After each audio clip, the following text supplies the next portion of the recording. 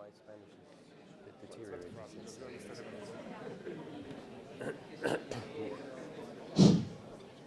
Bueno, pues hola a todos, bienvenidos a una nueva charla del ciclo Hablemos de Física. Bueno, por deferencia hacia el conferenciante voy a hablar en inglés, aunque él habla español también y habla bastante bien. Okay, so welcome everybody to this new talk in the series of colloquia for students, which we call Let's Talk About Physics, generically. On this occasion we are organizing this jointly with the Spanish Royal Society of Physics, and we have the pleasure to have with us Professor Paul Townsend, who is a permanent member of the Department of Applied Mathematics and Theoretical Physics at the University of Cambridge since about 30 years ago or something like that. 84, so more than 30 years ago. And he's an expert, worldwide recognized in many areas of theoretical physics, like string theory, quantum field theory, and so on. And what I will do now is to hand over to Professor Azcárraga, who is the president of the Royal Society of Physics, who will give a more detailed introduction to the speaker.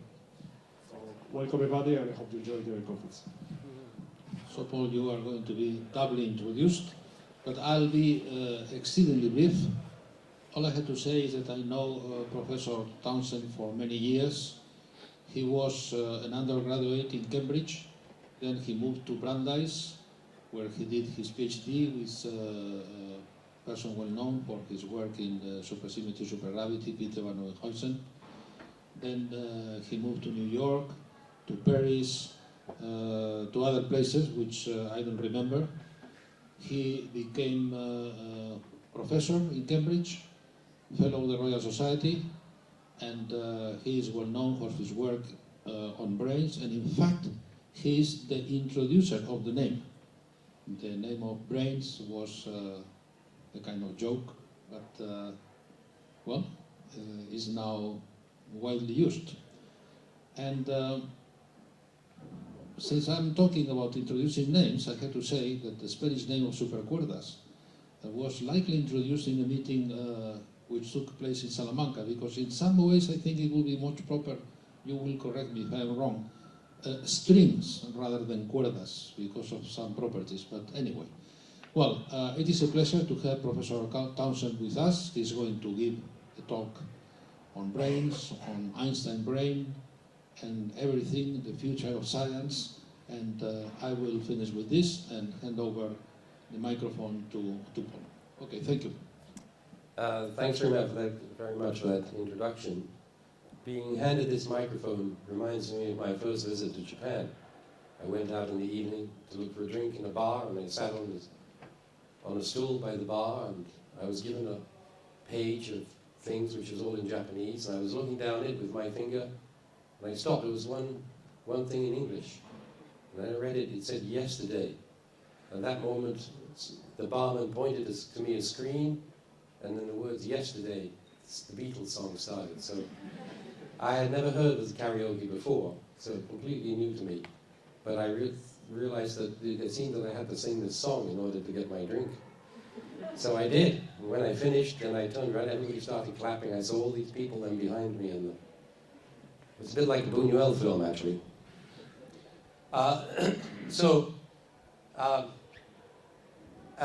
The title of this talk is Einstein's brane, and you'll notice the word, let's see, do I have a pointer? Yes. Pardon? Oh, this one here, yes. This one? Oh. You gave it to me earlier. Was it? Oh yes, here it is, I think. I hope it's this. This one? Oh yes, this is forward and say backwards, forwards. What are the pointers? No, you want to point? You press that here. one. Okay. And this is forward and yes, thanks.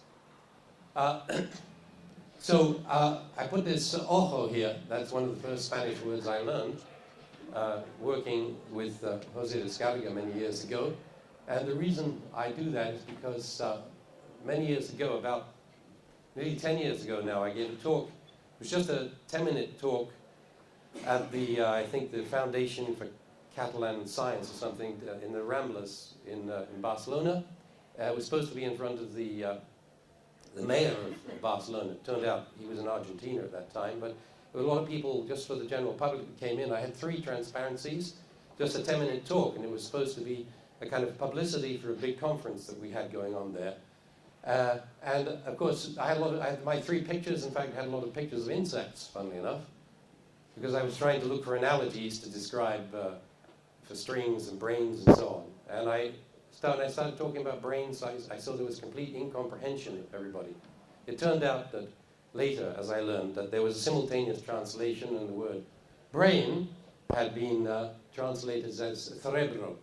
And so people in the audience thought that I was talking about the neuroscience of insects, I think. Didn't get a good idea of what the conference was actually about. So, yeah, so I'm not talking about Einstein's brain here, which is, I forget exactly where it is now. There's a long story about his brain, which, of course, I'm not going to tell you. That's the point. I'm not going to tell you about that story, fascinating though it is. Indeed, even more fascinating. But the title actually comes from some ideas that about 10, well, of course, exactly 10 years ago. We're now in 2015, and that's 100 years since Einstein wrote down his field equations for general relativity, gravitational field equations. And that was 10 years after he had written his paper on special relativity. And so part of this talk is in some way kind of celebration of things that Einstein did, and which I'd like to put into a kind of more modern day context. And so in 1905 we have special relativity, and that's 10 years ago. And in fact 10 years ago I gave there was a lot of conferences, a lot of talks about Einstein. In fact I gave one at that time, which develops, and this talk I'm giving today, 10 years later, is a little bit developing the one I gave nearly 10 years ago. So here is Einstein, 905, special relativity, E equals mc squared. That has a very interesting history as well, by the way, E equals mc squared. There was a guy who got E equals 3/4 mc squared in the same journal as Einstein a few months before. The 3/4, yeah, well, of course he made a mistake. Einstein got it right. So it pays to get the factors right. That's one of the things there. That's the speed of light. So then, of course, 10 years later we have general relativity, where he essentially, that's, of course, Einstein didn't invent the name special relativity. I think that was invented by somebody else, which Poincaré probably, who Einstein adopted the term, and then it became general relativity, which is an equally bad name. It's a theory of gravity. There's Newton's constant. So 2 years after that, Einstein wanted to apply his theory to the cosmos as a whole, and so that was the beginning of modern-day cosmology. And in fact, in that paper, he introduced the famous cosmological constant, as it's called, and he later considered that to be his greatest mistake. It wasn't, because he made mistakes that were much more significant than that, in fact. And in fact, that wasn't even a mistake. So, but let me go on. Now, so I want to start then with 1905 and special relativity. Now, if you learn in a course on special relativity, one of the first things you learn is that Einstein abolished ether. So the 19th century physicists had this idea that the light, which had been determined to be a wave, that it had to propagate in some kind of medium. Because, well, all of the waves that people knew about in those days did propagate in some medium. So sound waves in the air and so on, water waves on the surface of the water. So there had to be some kind of medium for the light to propagate in. And there was a little bit of a puzzle when Maxwell had written down his equations, and he discovered by multiplying these various quantities that come up in electricity and magnetism, he came out with the speed of light. But then people asked, well, that's the speed of light with respect to what? So, I mean, Einstein didn't, of course, invent the idea of relativity. That's where it goes all the way back to Galileo. And in the 19th century, they asked the same question, with respect to what? So the answer, obvious answer, seemed to be that, well, it had to be with respect to some kind of material, some kind of medium, and that was the ether that was invented, supposed to be there, the medium in which the light is disturbances of that medium, and that's light. And so Einstein came up in 1905. He said, well, he didn't actually say it isn't. There's no luminiferous ether, as he called it. What he actually says, and I've taken this is from the English translation that appears as a Dover paperback with all of the papers on relativity translated into English. And so he says, in fact, the introduction of a luminiferous ether will prove to be superfluous, just superfluous, which is a very clever thing to say. He doesn't say that it doesn't exist. He just says he doesn't need it for his theory, and indeed that's true. He didn't need it. But you could still ask the question, does it exist? And, well, if it does, it has to have some very special properties. In fact, because of what you also learn in the course on special relativity is that the experiments of Michelson and Morley showed that you can't detect the motion of the Earth moving. So if you think of the Earth going around the Sun, at 6 months apart, there should be a difference of motion through the ether that you should be able to detect if it's there. And they were unable to detect it. And so the conclusion was, well, it's not there. But of course, the correct conclusion is not that it's not there, but it has to have special properties that make it undetectable for uniform motion. So technically, that would be a term called boost invariance. It would have to have this particular property. Now, funnily enough, that's a very special property to have, and I'll come later to explain exactly how special it is. But you would think that, well, no material is going to have that property. But indeed, there are materials. It's not impossible. You can have materials that have this property. And who showed that that was the case? Well, Einstein himself, in fact. Because that's what he did when he introduced his cosmological constant. Although he didn't actually see that point. It was Lemaitre who made the point. The point that I'm making now, and will make in more detail a little bit later, was actually made by Lemaitre in 1934, I think. So it all goes back a very long way. Now, let's move on. So, first of all, what I'd like to do is just to make the point about this. I'm asking now, what kind of material can you have that would have these special properties? And let's start by thinking about materials in just one dimension, string. Then we'll get up to higher dimensions more later. So first of all, just think about strings. In fact, this is actually how I start. I teach a course at the moment on string theory, and this is how I start the course, actually by getting a piece of string and asking people to pull on the ends. So the idea is if you have an ideal string, then essentially it's determined only by its mass density. So if you go into a store and look for your guitar strings, they'll be specified by grams per centimeter. And then, of course, you put it in the guitar and you pull it to some kind of tension, which you can adjust. And it's ideal in the sense that nothing else, you're not interested in anything else. Everything you're interested in will depend only on those quantities, the tension and the grams per centimeter.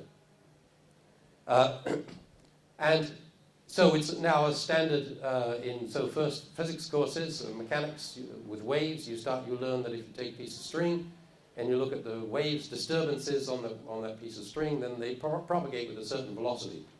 And so it's a simple calculation in some undergraduate physics to show that in fact the velocity is the square root of the tension divided by the mass density.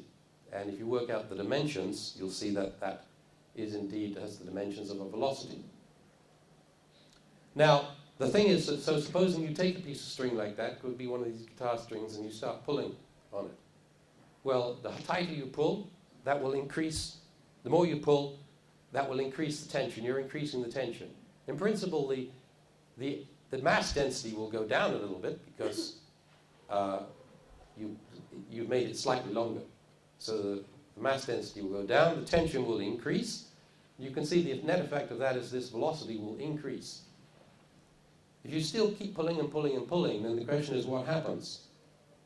Well, of course, if you have any kind of string you're going to buy in a store, then it will break. But let's suppose that it doesn't break. It's an ideal string, it's unbreakable. Special corner of the store where you buy these unbreakable strings. And then you keep pulling on them. So what happens?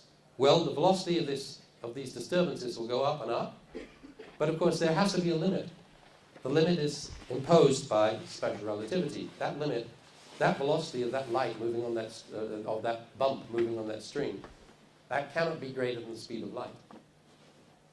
So you see, putting that into here, that tells you there's actually an upper bound on the tension. No matter how much you pull on that piece of string, you're never going to increase the tension more than rho c squared.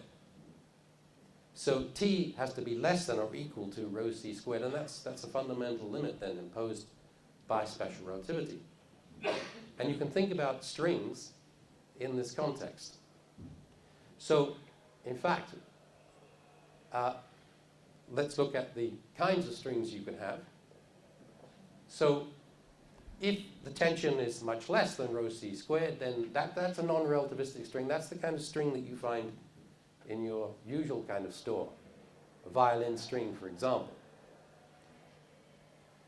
But this other kind of string, where you go to the other limit, in fact, where you saturate it, so you say T is equal to rho c squared. Of course, there are things in between, always a bit more complicated things in between. The two limits are much simpler, so let's just consider those. So you have non-relativistic strings, that's the usual kind. And then there's this other limit, ultra-relativistic strings, where the tension equals rho c squared, equals the energy density times c squared. Well, they do arise in various theories of physics related to cosmology, and they arrive as kind of defects. And in fact, they in the context, they used in the context used by cosmologists called cosmic strings in that context. And the idea was, there's an old idea that the cosmic strings act as kind of seeds for nucleation of galaxies. And I think this picture here, which I've taken from Google Images, is a picture of one of these laboratory experiments. We have a similar kind. You set up some kind of fluid there, or maybe it's just a simulation on the computer. And then you get some kind of network of cosmic strings, and you try to compare with the observations. I think actually the observations rule this out now. So as far as we know, there are no cosmic strings. But anyway, theoretically, you can have them. So that's that. But the point is that in this particular limit, you have a very special, strings behave in a very special way. Because once you're in this ultra-relativistic limit, you have this property that I mentioned at the very beginning, which I called boost invariance. And so the idea is, I've illustrated it sort of here, that here's your string that I had before, there's a wave moving along it. You move relative to it now. Well, the point is, the speed of light is a constant. You're still going to see exactly the same picture here with this bump moving at the speed of light, because that's unchanged by uniform motion according to special relativity. But you might think that there'd be some other things that would change. For example, there's some energy density in this string. And now, if in your frame, that string is moving back this way, so surely in addition to the wave, surely you get some kind of, you'd notice that this string would be moving, there's some kind of energy moving this way. Well, it turns out that that's not the case. And that's a special feature of this ultra-relativistic limit. Is the wave carries, if you move like this, then relative to you, the wave still carries the momentum, but not the string itself. String cannot carry any kind of momentum. It has energy, but it cannot carry momentum in that direction. That's a very strange property of this limit. Relative motion parallel to that string is unobservable.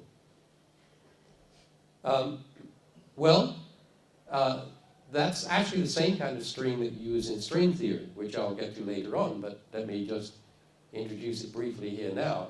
So here's, for example, you just suppose that there's some kind of string, ultra-relativistic string. Now, in the case of cosmic strings, I should say that, of course, purely theoretical, of course, because we haven't, they don't appear to be there. But the point is that they have some kind of structure, a core. They look like strings. You look some distance away, you look very closely, you'll see there's some kind of structure.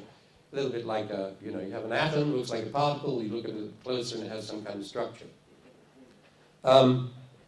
In string theory, but you can also, as in the case of an elementary particle, you can say, what is an elementary particle? Well, it's one that you don't see any structure. Even if you're looking closer and smaller distances, you see no structure. Most of the particles we know about are not of that kind. Like neutrons, protons, are all composed of something else, but as far as we know, electrons and quarks, as far as we know, they're just elementary. They don't have any internal structure. And string theory says, well, let's take these ultra-relativistic strings, but just suppose that they don't have any structure. We'll deal with them by quantum mechanics, as you would for particles like quarks, electrons, and so on. So that's the general idea there. And again, they determined there's just a tension. That's the only thing that's relevant, because they have this ultra-relativistic limit. They're ideal strings. So there's a bit of geometry here associated with that. If you have some string, in the course of time, there's a will sheet that it sweeps out. There's some two-dimensional surface, and you can work out the area of that surface, and that's what you put in for, if you want a Lagrangian description of it, then you put that in. That's essentially proportional to the area of the will sheet. And if you work out the dimensions here, things should have dimensions of action once you integrate. That's exactly right if you just put tension in there. So string theory strings, in fact, are strings of this particular kind. But again, purely theoretical, of course. Now, one thing you can do, and to see that they are, in fact, of this particular kind, one thing you can do is ask, what happens, supposing you have an infinite string, running along like this, and then you just look at fluctuations about it. So you can think of this, and this is this picture of one dimension, you can think of line land there. So some line landers, they only live in one dimension, and they can simply notice that there's something moving here, that there's some kind of fluctuation of this string. So then from that point of view, there's some kind of vacuum there where there's no fluctuation at all. And in that case, this kind of metric, that's just the Minkowski metric. It's a flat, and the will sheet is flat. You just have a straight string moving in time. Its will sheet is flat. You have small fluctuations about that, then it's no longer flat. That's a little bit of an analog of general relativity, by the way, where you think of the small fluctuations of space-time, and then that ultimately becomes gravitons. So it's a little bit of an analogy, line-land analogy for that. So you have just flat space, then you have some fluctuations, and that's described, so there's this metric here, if you work it out, essentially it's given in terms of these fluctuations, the flat one plus an extra bit. And if you put it into that Lagrangian that I wrote down previously, then what you discover is that there's a constant term, and that's this vacuum energy. Because the first term here, notice it comes as minus the potential energy plus the kinetic energy. Well, of course the signs depend on conventions. That's the kinetic energy. So potential energy here you have is in fact minus T. So T is equal to rho C squared. So it is in fact one of these ultra-relativistic strings. Now that's line-land. That's kind of, you can view that as kind of analogy for 3 dimensions. And in fact, this whole idea of a string, by the way, as an analogy, it was originally introduced by Ehrenfest in about 1915 as an analogy for electrodynamics. He was trying to find a way of explaining electrodynamics, and in his classes, and he came across this analogy here. I'm just sort of extending the analogy and saying it's an analogy for gravity. In fact, string theory itself didn't start in the 1960s. It started in 1925, I think, with the first paper on quantum mechanics, because in the appendix of that paper, Pascual Jordan, who was a student of Born, so there's the famous paper of Heisenberg, Born and Jordan. And Jordan was a student of Born, and in the appendix to this paper, he quantizes the string, this string, ultra-relativistic string. So that's quantum string theory. And the first paper on, essentially the first paper on quantum mechanics. unfortunately, after that, Jordan joined the Nazi Party, and his professor was forced to leave. He went to Cambridge, actually. I bought the flat of his granddaughter, who was Olivia Newton-John, you may have heard of. It's in the... So I have some connection to all of this history. At any rate, that's beside the point. I divulge, something like that. Digress. So let's move on. That's Lineland. Of course, the point is that you don't have to do this just for strings. You can take some object with let's take a membrane, a drum.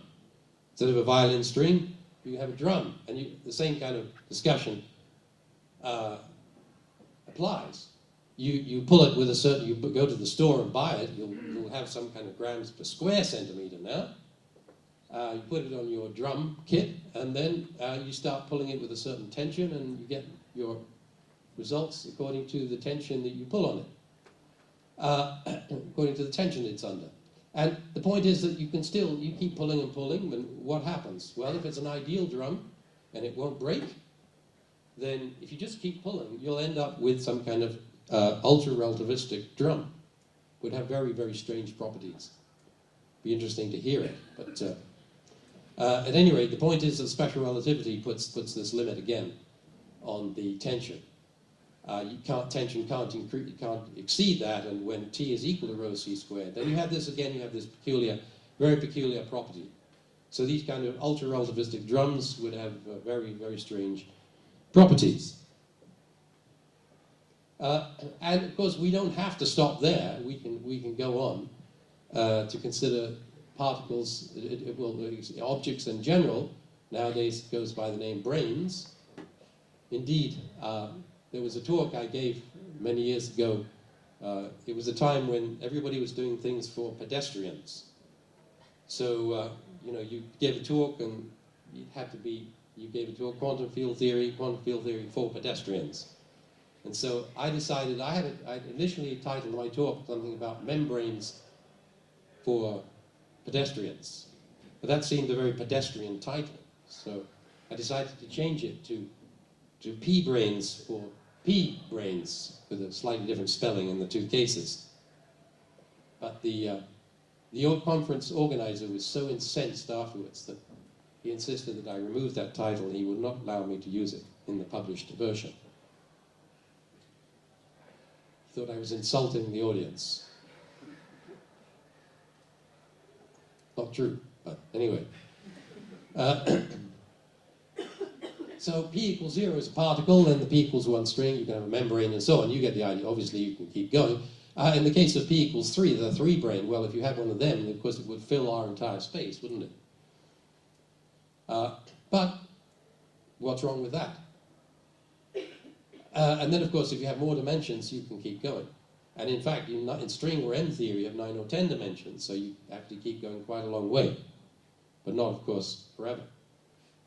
But I'll come back to this space-filling idea in a moment, because that brings me back to Einstein in 1915.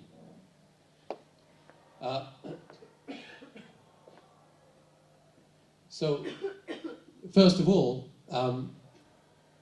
let me just expand a little bit on this idea that I had previously for Lineland. You can extend, as I said, you can have, instead of strings, you can consider any of these other ultra-relativistic objects. And in fact, P equals 0, in the case I've written down here, that would just be a relativistic particle.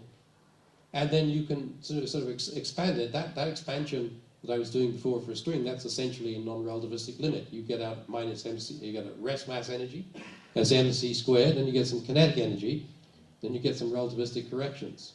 So what I was doing before, if I had for a string in Lineland, I could just do it for any of these brane worlds, let's call them. If I simply imagine there's an infinitely extended object, which is ultra-relativistic, so being ultra-relativistic, then it's going to be described by, at least at sufficiently low energy, it's going to be described by a Lagrangian of this form, where you just take, instead of the area, you take the p-volume density. If you expand it out, the first term you get, that's the vacuum energy. That's the term, that's analogous to mc squared. So T is, I could replace that by rho c squared. So instead of mc squared, you get rho c squared. That's the vacuum energy. And then the next term, you see, you get some kind of relativistic field theory here. Well, you get some. Now, notice up here, that would be relativistic corrections. That's the non-relativistic half mv squared. Some relativistic corrections here. You already get this is a relativistic field theory, but it's relativistic not in the bigger dimension, but only in the brane dimensions. P plus one of them, in fact, one for time. And this actually illustrates an idea that this whole idea that I'm now sort of discussing, line-land brane wheels and so on, actually illustrates an idea that's known as field space democracy that was pushed in particular by Albert Schwartz many years ago. And his idea was that, well, you specify fields by saying what a field is at a particular point in space. So when you try to say, well, what is a field? Well, and then for every point in space, you specify some kind of field, electric field, scalar field, whatever. But the idea is that, well, you can think of that as some kind of bigger space, where fields up this axis, space along that. What you're doing is you're specifying some kind of surface there. And that tells you what the fields are at a given point in space.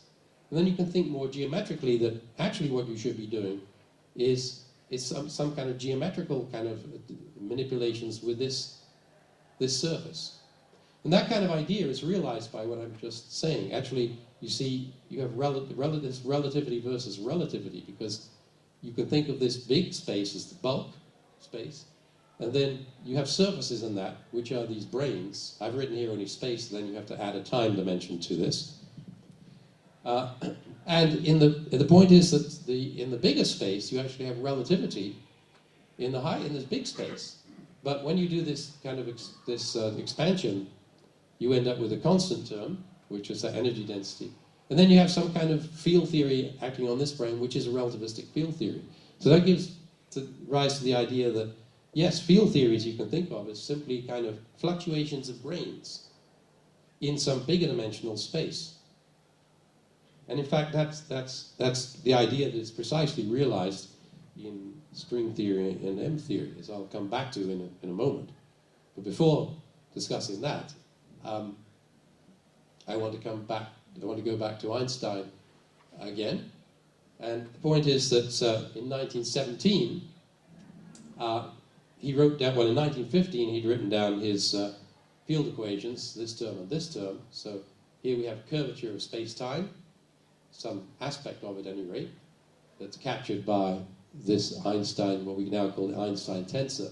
And on the right-hand side, here's all the matter, which is curving the space. And then Einstein decided, well, he'd have to add another term. Of course, he did it for his own particular reasons, which I understand were partly, essentially, because he had a Markian idea. He wanted to have a space that was a universe that was closed. Somehow, that was his main preoccupation, and he also had a universe that was static, because he didn't know, well, we didn't know, they didn't know about the expansion of the universe back then, so it was natural to consider something that was closed, but didn't go on for it, was not infinite, and it was static. So, but in order to satisfy that kind of prejudice, if you like, he was forced to introduce this term into his equations. That's his cosmological constant. Now, he did it for that reason. But later on, it was pointed out, after it was discovered that the universe was expanding, then it was pointed out that that could be given another interpretation. And this guy here is Lemaitre. In fact, he wrote a lot of papers on, he is the person who originally formulated the idea of a Big Bang model of cosmology. Although, in fact, he formulated it with a cosmological constant. In fact, he formulated, that's what we have now, a Big Bang theory with a cosmological constant. So that was, that idea was due to Lemaitre in 1934. And he realized that, in fact, this quantity here that Einstein had introduced, that's a kind of stress tensor of some kind of material. You can view it like that. You can see, I mean, that's just like this. That's just a contribution to this. But from that point of view, it's stressed. It's some kind of, here's the matter stress tensor. Well, this is just another term. It's just some peculiar form of matter, which nowadays we call dark energy, because we don't know what it is, but you give things names even when you don't know what they are. So, and essentially he did the same thing. He realized that, in fact, this is some kind of space-filling medium.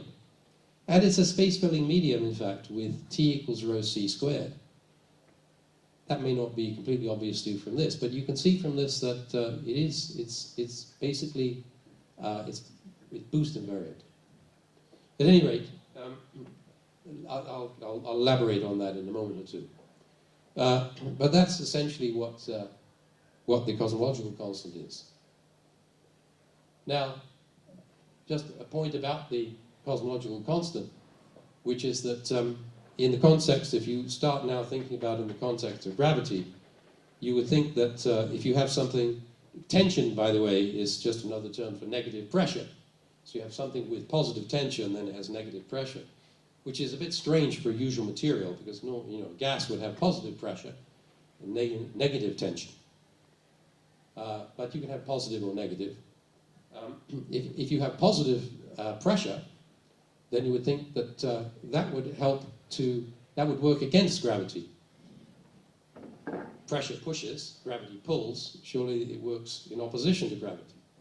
In fact, that's what Einstein thought initially, but it was one of the reasons why it's often said that Einstein, came up with the idea of black holes, but actually Einstein was against that idea. He, in fact, wrote a paper in the 1930s saying that they couldn't exist.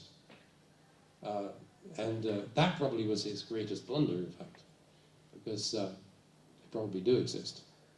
So tension, in fact, works with gravity. So unless, and the same as pressure. So in fact, unless the tension exceeds a certain amount, then essentially it only contributes to the gravitational collapse.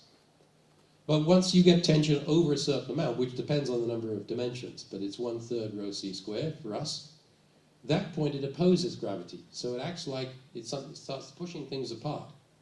And in fact, dark energy, which is the extreme case for ultra-relativistic material, is the extreme case of that. So it's greater than 1/3. It actually pushes things apart. And in fact, that's dark energy. And the cosmologists tell us that, astronomers tell us that it's now about 70% by mass of the entire universe. It consists of this dark energy, which is pushing things further and further apart, and it's accelerating the expansion of the universe. So it's acting as a kind of anti-gravity. Whether you have gravity, whether this materials act as gravity or anti-gravity depends on this point. When the tension is 1/3 rho c squared exactly, then it's neutral. If it's less than that, it contributes to the pull of gravity, and if it's greater, it acts to push. So this dark energy is some kind of material, a funny kind of material. It's this kind of special ultra-relativistic kind that I was talking about, that seems to be there and accelerating the universe, expansion of the universe. And other than that, we don't know a lot about it. But of course, one can theorize. And so that gives the idea that, well, maybe we live on a brane world. If you put that back with some of the ideas I've been talking about previously, maybe we live on a brane world. So you ask, could the dark energy be 3 brane vacuum energy? But then, of course, you could ask, well, how is that related to this luminiferous ether? What's the connection there? I started in the beginning by talking about special relativity, and maybe you could have an ether after all. It would look like maybe a brane would be an example. But what's the precise connection there? Well, of course, what the precise connection is, since we don't know what these things are in the real world, we can only do it in the context of some theory. You can ask, what does string theory say about it? So let's have a look. Well, first of all, strings, as I was explaining before, they are these kind of ultra-relativistic objects. They can be closed, And then if you look at the quantum mechanics of that, you discover that in fact that always includes a graviton. It always includes a particle of massless particle to spin to graviton. So the string theory has to be a theory of gravity. So there's some kind of string here, some excitation, that should be viewed as the graviton, the quantum of a gravitational wave. And then you can have strings which are open. But if they're open, they have to end on on some kind of brane, actually, which in fact is called a Dirichlet brane. And, well, Dirichlet is basically because of, in standard simple partial differential equations, you have Neumann conditions, the ones you learn about. You have Neumann boundary conditions, you fix the derivative, and you have Dirichlet boundary conditions, where you fix the quantity itself. And that simply refers to that mathematical property. So the strings, they just end on these branes. Now it turns out that that's a very special kind of brane. I was discussing branes earlier, but this turns out to be a rather special, even more special kind. Because it gives rise, if you look at the fluctuation of these strings, I wrote down some kind of Lagrangian before, which I said is the natural thing to write down. It gives you the dynamics of these branes. In fact, you need a generalization of that, which it goes by the name of Dirac-Born-Infeld.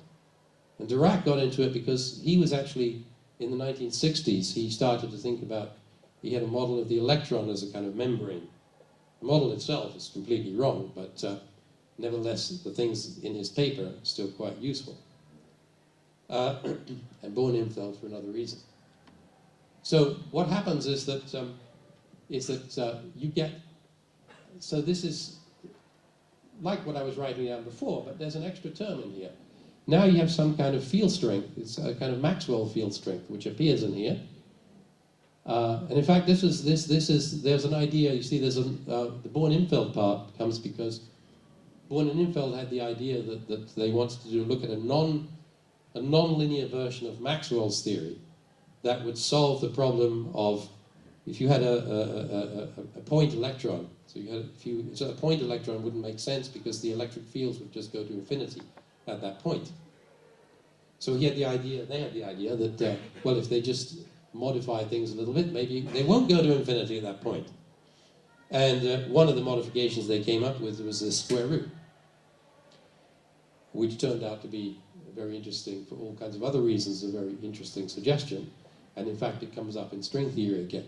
And if you work out what that is, you do what I was saying before, is you imagine there's some kind of infinite brane, you expand, well, you get your energy density, and then you get some kind of field theory again. But now it includes, now that's the point that I'm making here, it includes Maxwell's Lagrangian here. So I don't know how many of you have seen that one, but course in electrodynamics, these days courses used to end with that. Often they start with it now, minus a quarter f squared. That's the Lagrangian for electrodynamics. And the point is that that's photons, so the fluctuations of these f are, you can view them as photons. So they're photons, but where are they moving? They're moving on this brane. They don't get anywhere else. So the photons, from this point of view, are fluctuations of this particular kind of brane. Of course, that's just a special case because we have a lot more than photons, don't we? We have, in addition to photons, you've got gluons, you've got quarks, etc. Well, that just means that you have to get much more into the detail and you get all kinds of extra complications, which I've kind of illustrated just by putting up this image here. We have kind of branes and intersections of branes, and you get the general idea. You have some quarks, all kinds of things appearing, and you get all kinds of gauge invariances, etc. And you try to construct the models in this way. I got this just out of Google Images. It actually appears like a diagram that appears in the book by Luis Ibáñez and his collaborators from the Autonomo. That's what it looks like to me. I don't know if it's taken from their book, but it could have been taken from their book on string theory phenomenology, I think it's called, recent one. And so what we have is some branes, as you see, here's the bulk now, that's everywhere else. And the point is that these things here, they don't move in the bulk. Those photons and all of the other gluons, etc., they don't move there. They're stuck on these branes. Everywhere else you have now, because we're in string theory, you have some kind of 10 or 11-dimensional space-time out here. You have all of these photons that are all moving around here. And why don't we see this structure? Well, of course, the idea is that this is on a very small scale. So we look at if you look on much larger scales, then you simply don't see any of this stuff here. Well, actually, to make that work, why don't we see all these extra dimensions? Well, in order not to see the extra dimensions, of course, they have to be compact. So the idea here is you've got branes, and you've got all this stuff, photons, gluons, quarks, everything else, all the standard model. It's all moving on these branes. It's not moving in the bulk. In the bulk, you just have the gravitons, that was these closed strings and so on, other things, gravitini, they move in this so-called ambient space, which gets called the bulk. And we don't see that because, well, in order to, of course we would see it, but in order to explain why we don't, you have to suppose that somehow it's compact. It's all rolled up into small dimensions, and so you can't see it except possibly with very high energies. So there's some idea that you could try to see some extra dimensions in the Large Hadron Collider. Maybe physics of extra dimensions will appear. We don't know. We shall be looking out for it in the coming years. But in any case, according to this picture, photons, you see, they move only on the brane, and that's their medium. So that's the luminiferous ether. Indeed, they don't move everywhere. They need a material to fluctuate. And it's precisely these branes, which indeed do have the property that you need to make it consistent with relativity. Now, this general idea actually has a lot of things, things going for it. One of the things about string theory is that it's a theory that wasn't invented to describe all the things it's now used to describe. So that's always an encouraging feature. You didn't just come up with the idea, just to solve one problem, and then of course you look at the next problem and it doesn't work. So, and one of the problems we have is there's a lot of dark matter out there. We don't know what it is, but you see that the reason it's dark is because it doesn't interact with photons. So the point is, photons are only going to see the matter. We're on our brane, according to this theory. It's not going to interact with everything. It's only going to interact with the stuff that we see, which is on our brane. There could be a lot of stuff elsewhere on some other one, but it wouldn't interact with the photons, so we only see it as dark matter. It would only interact with us through gravity. Now, according to a news item I saw last week, in fact, there's evidence of when two galaxies collide, then the dark matter apparently keeps on going, goes straight through, which seems to suggest that the dark matter doesn't interact. Not only does it not interact with us, it doesn't interact with itself either. And that seems rather strange, but to me. But in any case, it's certainly out there. Plenty of evidence for that. But there's a natural place for it in these idea of string theory. It could be on another brane. So that's the question. That's the point there. And then, what about dark energy? Well, I said at the beginning, in fact, that for these branes, there is a natural energy density. But there's a problem that arose in trying to... Well, of course, many years ago, we thought the cosmological constant was zero, or nearly zero. So the problem was to explain why it was zero. Stephen Hawking even had a paper out which was with the title, "The Cosmological Constant is Probably Zero." The problem with that paper, of course, is that it probably isn't zero. But it's nice to know that these great figures like Einstein and also Hawking write some wrong papers from time to time. Certainly because I have, and so everybody does. Well, maybe not everybody, but... So, what about dark energy? Well, in this string M theory, some of the space dimensions have to be compact. You don't see them. You don't see all this bulk. So as I was just saying. But in fact, then what happens is that you can show there are kind of no-go theorems, the mathematical theorems. Under certain circumstances, you can't get this, you can't put in this cosmological constant. You can't get this vacuum energy. Unless you put in these D3, Dirichlet 3 branes. So there are various models which do this. I don't get into the technicalities. But the idea is that you can put them in, they solve two problems. On the one hand, that's your dark energy. You have to have them in order to explain the dark energy. But on the other hand, that's precisely the medium for photons that I was explaining before. You do have a kind of ether. And, well, I'm getting to the end now. And so one question you can ask is, what about once you put in this cosmological constant, so now we're at Einstein 1917, you can ask how big is it? Well, there's an interesting point there because there's a limit. You can simply by the fact that we exist tells you that it better be the case that this constant has to be less than a critical value.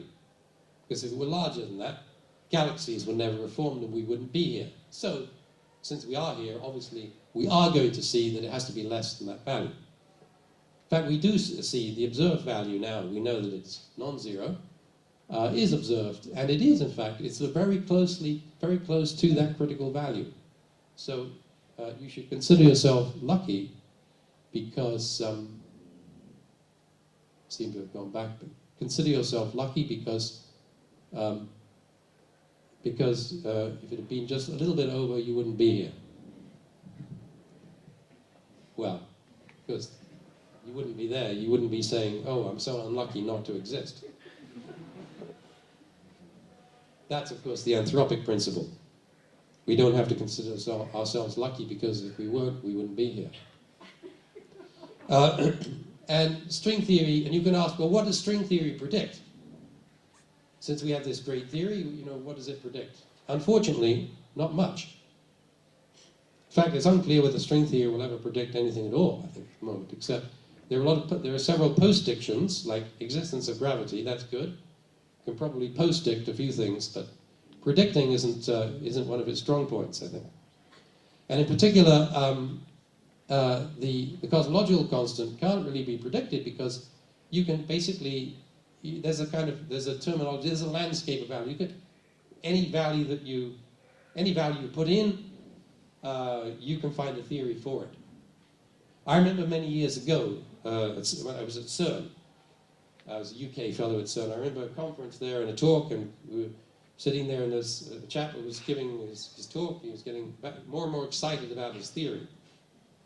He was Italian. He was very excited.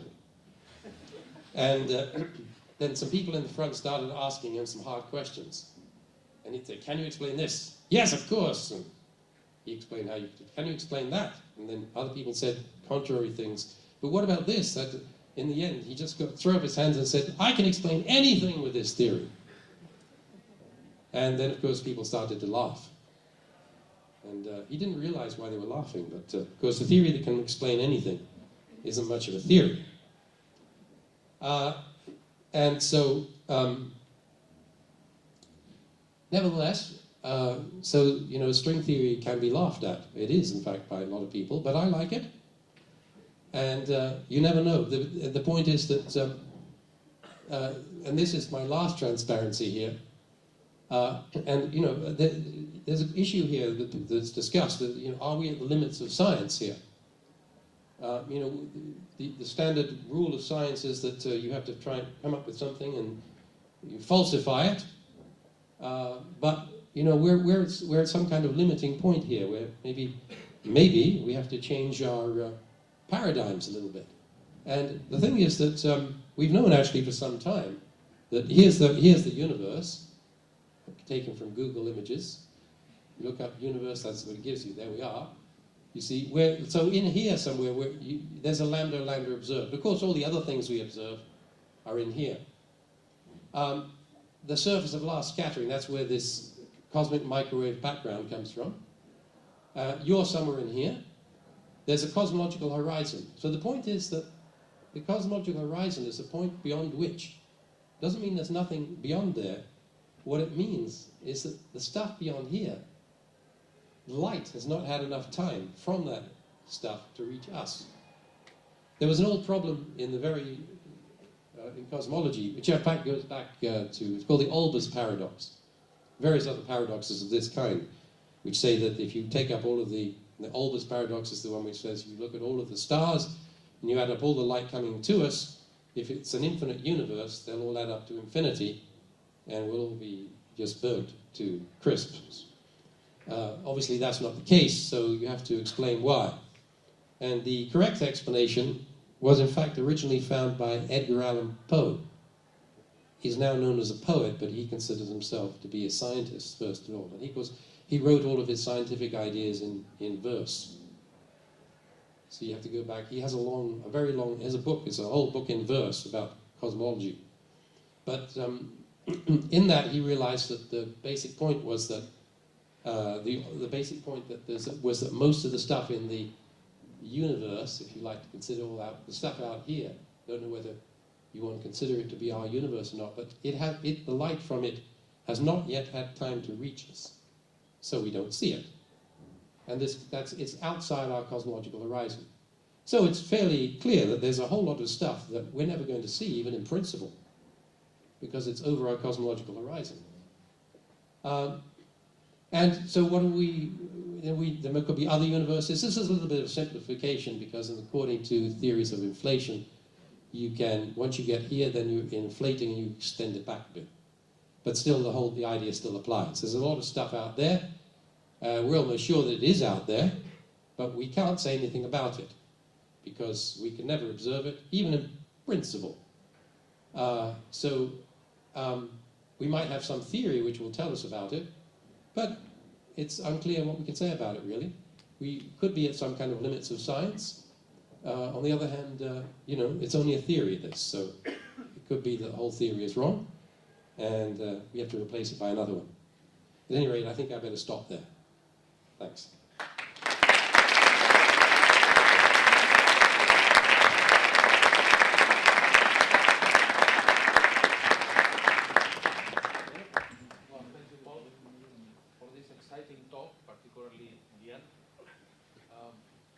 Questions or remarks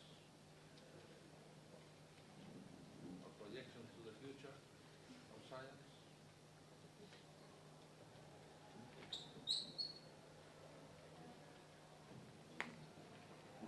Please.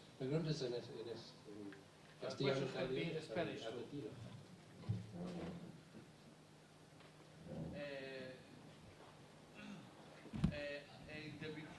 In the before explanation about the tension of the string, you put a density of the string, a cubic density for the string, and you compare to the field of the vacuum, the thin field of the vacuum. But according to the experiments, what is the value of that density? Is the Planck density? Is the critical density of cosmological, standard cosmological principle? I don't know how to... Well, the experiments are related to the energy density of the vacuum, which essentially is the cosmological constant. So you need a theory which explains that energy density. Now, you can have so the model of the string I introduced was an example. I was introducing it as it naturally has, line lengths, so it's obviously, you have to think about line lengths, they just live in one dimension, but within that context, that gives you an energy density, which is the tension, yeah. And within the real world, right, you observe it, but the point is if you try to reproduce that in the context of string theory, then you're forced to introduce space-filling medium, which are these branes, right? So that they have a tension, and so then you interpret it as a tension. So one was an analogy for the other.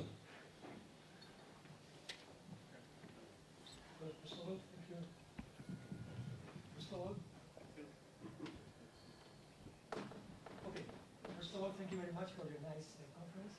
And also a very fundamental question. When you write Einstein's equation, Einstein's field equations, you have two parameters, say Newton constant and cosmological constant. And when we write those, we describe those constants in proper units. You see that one of them is approximately 123 orders of magnitude bigger than the other one. Do you have any comment on that?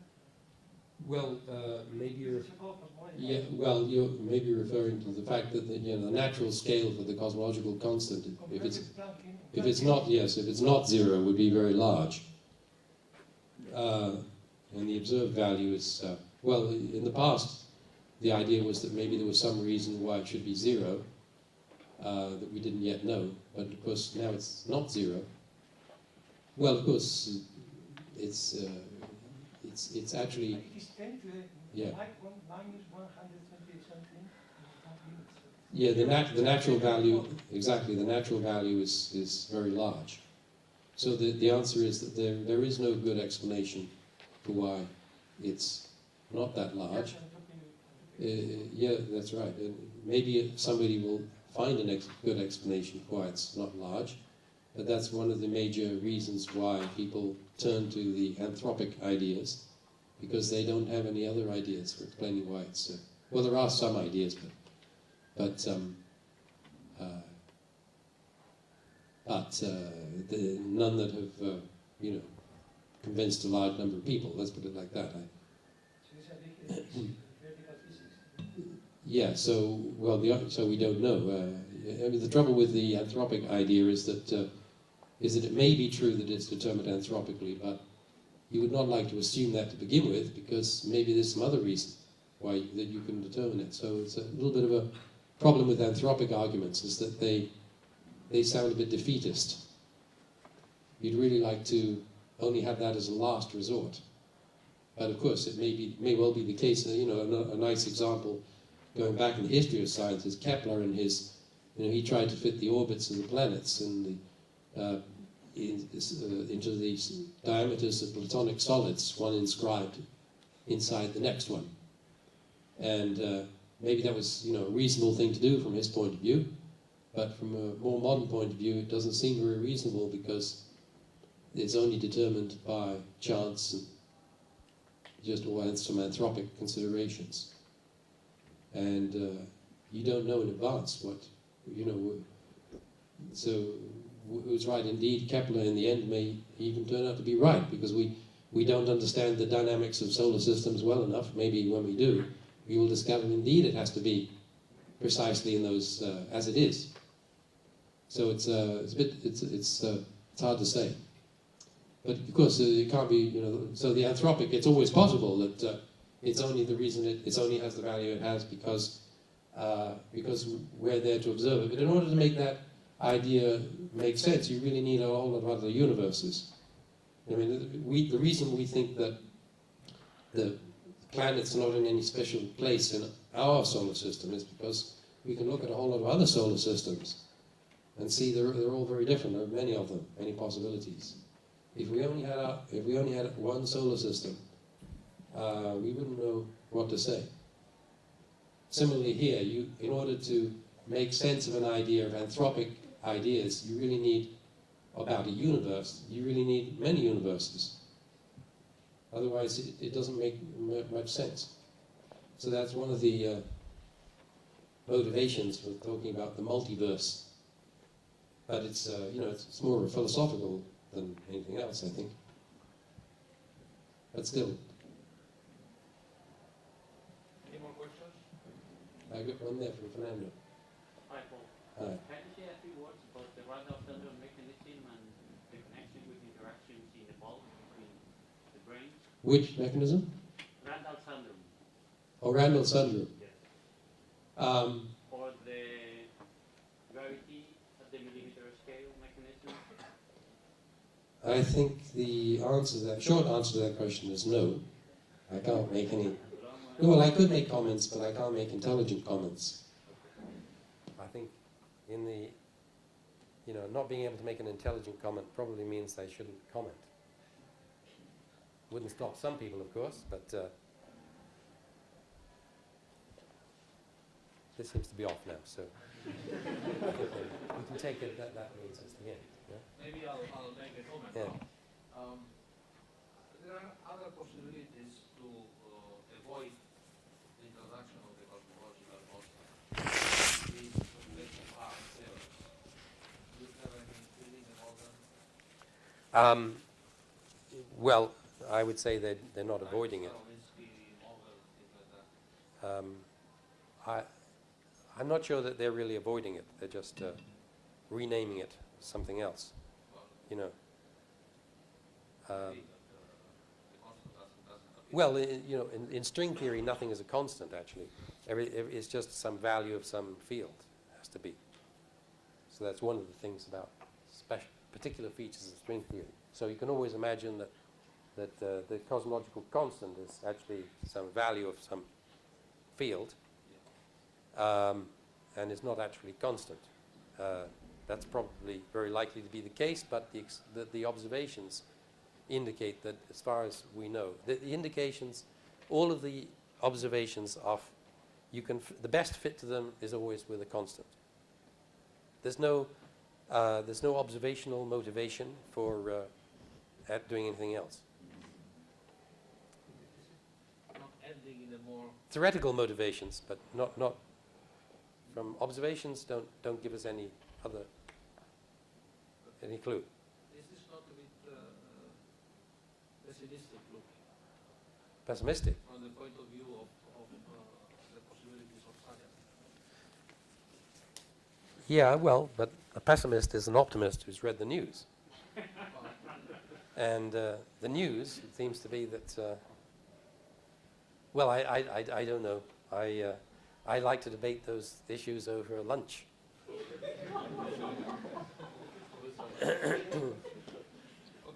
any more questions? Please. Yes, I actually have two questions. And the first one is whether that diagram that showed the fields against Yes. whether it's related to the holographic principle. No, I don't think so. It was proposed a long time previously. Yeah, it was an idea worked on by Albert Schwartz. It was a Russian mathematician. He is a Russian mathematician. And he worked, it kind of prefigures branes in some respects. But no, I haven't mentioned the holographic principle, simply because, well, it didn't fit into my theme. But of course, it's an important part of the whole subject, but it didn't fit into my theme today. So. And the second question is that at CERN, how can extra dimensions be observed at high energies? Why at high energies? Well, not directly, but the point is that if some of the dimensions are not, everything depends on how big the extra dimensions are. And the point is that they don't, in order to be unobservable so far, they don't have to be that big. They don't have to be that small, excuse me. So potentially, therefore, you could observe them in the next experiments, but we don't know whether. Personally, I'd be a bit pessimistic about that, but then, I'm not sure. You need to know all of the details and so on to have. What kind of confidence do I have in any particular theory? I don't know. But it's a possibility.